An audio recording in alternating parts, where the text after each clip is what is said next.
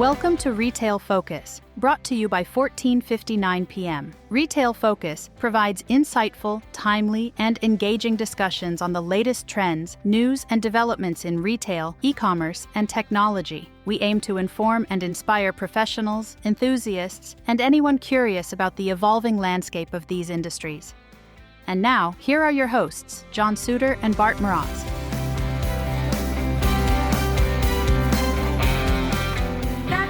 Support for Retail Focus comes from Nerve Tonic Brand.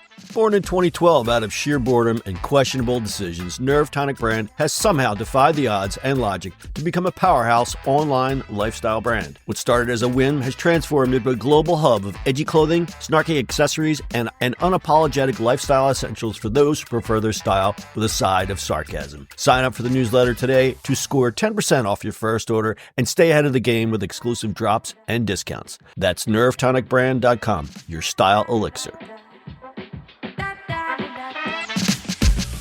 Hello, welcome to another episode of Retail Focus. I'm John Suder, and my co-host Bart Mroz is out on assignment this week, so it'll be a brief but jam-packed episode. First story, is Apple buying Perplexity? This week, the tech world has been buzzing with rumors that Apple is considering its biggest ever acquisition, buying Perplexity AI, the fast-growing AI search startup known for its conversational ChatGPT-style search engine. Multiple reports say Apple's mergers and acquisitions chief, Adrian Perica, has held early-stage talks with Perplexity's leadership over the last few months. Senior Apple execs, including Eddie Q, are reportedly involved, but no formal offer has been made yet. Apple is exploring two main options, a full acquisition or a strategic partnership, where Perplexity's AI tech will be embedded into iOS, Safari, or even a revamped Siri. It's to note that Samsung and even Meta reportedly eyed similar moves with Perplexity. If Apple moves first, it would block key competitors. The move comes as Apple faces mounting pressure to catch up in AI, especially after delays to its Apple Intelligence features and criticism that Siri lags behind competitors like Google and Meta. Perplexity's AI-powered search is seen as a potential foundation for Apple's own search engine, particularly important if Apple's lucrative deal to make Google the default search on iPhones is threatened by ongoing antitrust trials. So why does this matter? If Apple pulls the trigger, this would be its largest acquisition ever and a clear signal that it's serious about competing in the next wave of AI-powered search and assistance. For Perplexity, it could mean instant integration into hundreds of millions of Apple devices, supercharging its reach and resources. So what's next? Talks are in the early stages, and there's no guarantee a deal will happen. Perplexity has said it is not aware of any ongoing or planned acquisition, and Apple is staying silent. The outcome may hinge on the results of the antitrust case with Google. If Apple is forced to find a new default search partner, Perplexity could become a strategic alternative. In short, Apple is seriously considered by Perplexity to boost its AI search and assistant capabilities, but for now, it's all just talk. No deal has been made. The news of this potential partnership or acquisition with Perplexity comes as Apple faces heavy scrutiny from antitrust regulators over its $18 billion agreement with Google, which ensures Google Search is the default search engine on all Apple devices.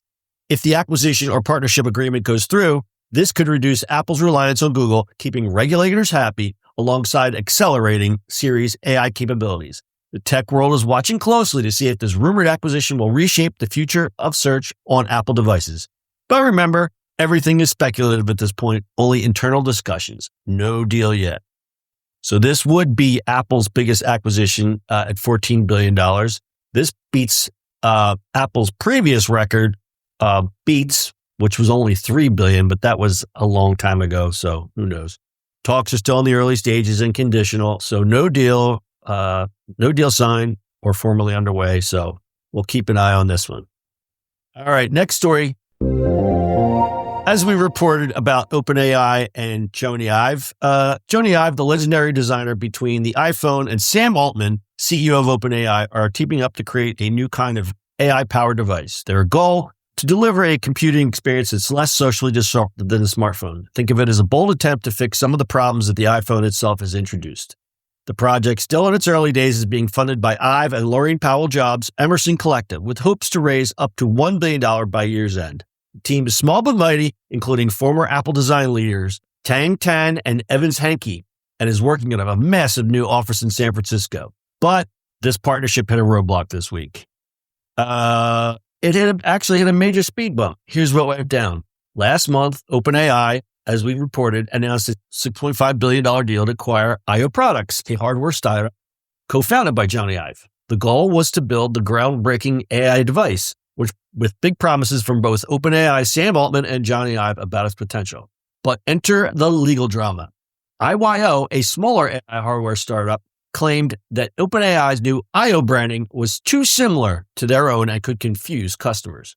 Notably, IYO had pitched its ideas to both Altman and Ive's teams back in 2022, laying the groundwork for their trademark claim. On Friday, June 20, a federal judge agreed that IYO's case was strong enough to proceed. Judge Trina Thompson issued a temporary restraining order, forcing OpenAI, Altman, and Ive to immediately stop using the IO name or anything that could be confusingly similar in any marketing or sales. Over the weekend, OpenAI scrubbed all mentions of Jony Ive partnership and the IO acquisition from its website and social media. If you visit the announcement page now, the site reads, "This page is temporarily down due to a court order following a trademark complaint from IYO about the use of the name IO. We don't agree with the complaint and are reviewing our options." IYO's CEO celebrated the ruling, making it clear the company would defend its brand no matter how rich and famous the competition. So what's next? Well, the legal battle is far from over. A full hearing is set for October, where the court will decide whether OpenAI and Ive can keep the IO branding or if they'll need to rebrand and potentially delay their hardware plans. For now, the partnership itself is still alive, only the marketing and branding are on pause. But the dispute threatens to delay one of the most anticipated hardware launches in the AI world. In short, OpenAI and Jony Ive's ambitious hardware project is stuck in legal limbo over a trademark dispute. All public promotion is paused, and the next big update will come at the October hearing. The tech world is watching to see if this dream team can clear the legal hurdles and deliver on their bold promises. So I went to the IO website, and they basically make so it says IYO1 is the world's first audio computer. Revolutionary new computer without a screen. It can run apps like your smartphone. The key difference is you talk to it through its natural language interface. So basically, it's not a headset, but it looks like a set of really cool earbuds. Definitely got a nice visual aesthetic to it. And I guess you're supposed to walk around with these in your ear. They almost look like those big gauges that people used to wear in their ears. It's like very round and pops in your ears. So if you want to check that out, it's at IYO.audio. That's IYO.audio. All right, final story for the day. Tesla Robotaxi trials. Tesla began public road testing of its driverless ride-sharing platform in Austin in late May 2025 with internal discussions targeting a June 12th launch date. The company was ahead of the June 30th deadline for its initial rollout. The Robotaxi pilot in Austin, Texas marks a major milestone in self-driving technology. But here's why we're reporting this. The launch has already drawn attention for both its innovation and its hiccups. So here's how the trials work. It's a limited rollout. The initial phase is deliberately small with only 10 to 20 vehicles and a select group of invited riders. And I heard that it's in a roped off section of Austin that while it's in the city, it's basically, cordoned off. Tesla has emphasized safety and caution, with CEO Elon Musk stating they are being super paranoid about safety. And they created a booking system, a dedicated app for booking robotaxi rides, functioning similarly to other ride-hailing platforms like Lyft and Uber. The company plans to expand the program gradually as it gathers more data and addresses safety concerns. So here's a rundown of the events and issues so far. So as I said, the service launched on June 22nd in Austin's South Congress neighborhood. It featured 10 to 20 Tesla Model Y robotaxis and was invite only. And again, the riders being mostly social media influencers. Each ride included a Tesla employee as a safety monitor in the passenger seat, and remote operators were available to intervene if necessary. But there were a few incidents. Austin's city dashboard recorded its first safety concern involving a Tesla robotaxi on East Altdorf Street shortly after the launch. Details remain sparse, and the incident is still under review. There was erratic driving caught on camera. Multiple videos surfaced showing Tesla robotaxis behaving unpredictably. One vehicle drove down the wrong side of the road after failing to turn left at a marked intersection, then swerved several times before correcting itself. The passenger, a Tesla supporter, downplayed the risk, noted that there were no other vehicles nearby. Another robotaxi stopped abruptly in the road, possibly reacting to police car lights. In a separate incident, a robotaxi attempted a left turn too early, hesitated midsection, and then corrected its course, completing the turn further up the road. The National Highway Traffic Safety Administration is investigating these incidents and has contacted Tesla for more information. The agency stated that it would take necessary action to protect road safety as it continues its assessment. So, Tesla isn't the first one that has created self-driving cars. Tesla's entry into robotaxi services puts it in direct competition with established autonomous vehicle players like Waymo and Zoox, both of which are conducting trials and expanding operations in the U.S. Now, Waymo, I believe, is way ahead of the game because they've racked up over 71 million miles without a human driver and is now operating robotaxi services in Phoenix, San Francisco, Los Angeles, Atlanta, and Austin, making it the first and only company in the U.S. offering fully autonomous rides in multiple major cities. The Austin trials are being closely watched as a test for broader robotaxi deployment across the country. In summary, despite a cautious approach, the service has already experienced several notable incidents and have prompted regulatory scrutiny and public debate about the readiness of fully autonomous vehicles on city streets.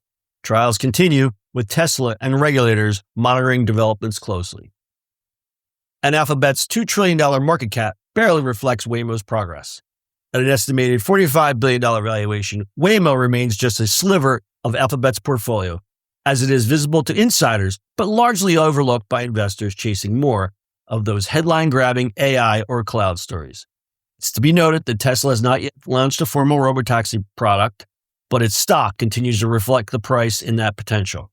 Its valuation heavily depends on the quick adoption of fully autonomous ride-hailing service, which could take years as consumer comfort and regulatory clarity improve, according to analysts. Alphabet, by contrast, can afford to be patient. Its revenue from search, YouTube, and cloud services provides a cushion that allows it to develop Waymo without the immediate pressure to monetize. For investors, it's a story of two autonomous features, one already operating in the real world and one still waiting to unfold. Now, personally, I would never set foot in a Tesla robotaxi because, as we've noted in previous podcasts, for some reason, Elon Musk wants to depend solely on cameras, which are not as dependable as LiDAR, which Waymo and I believe Zoox use. So I don't know where this is going to go. Again, we'll keep an eye on this because all things Elon, it's always interesting.